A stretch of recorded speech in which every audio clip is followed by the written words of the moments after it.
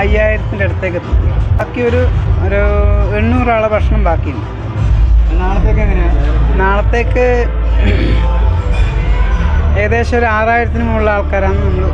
Special items നാളെ പാലട പ്രഥമനാണ്. അതവിടെ സ്വന്തം ഉണ്ടാക്കുന്നതാണ്.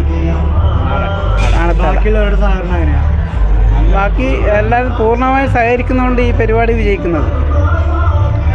അതെ, എല്ലാവരും നല്ല സഹകരണമാണ്. നമുക്കൊരു ബുദ്ധിമുട്ട് ആകുന്നില്ല.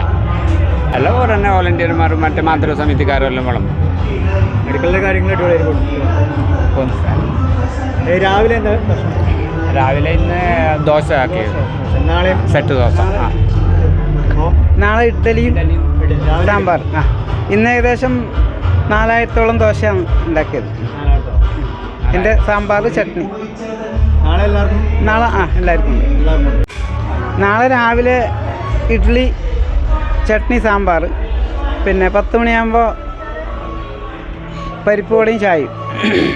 ഉച്ചക്ക് സാമ്പാർ, പുളിശ്ശേരി, പിന്നെ തോരൻ, കായ് തോരൻ.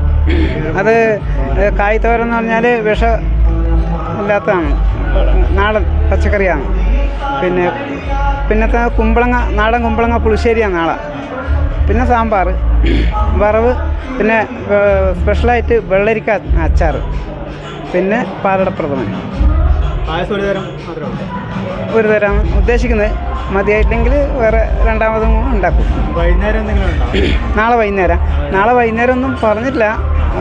സാഹചര്യം നോക്കിയിട്ട് അവർ ചെയ്യണമെന്ന് പറഞ്ഞിട്ടുണ്ട്. വിശ്രമമില്ലാത്ത ആകെ 2 മണിക്കൂറാണ് നമുക്ക് റെസ്റ്റ് കിട്ടുന്നത്. സന്തോഷം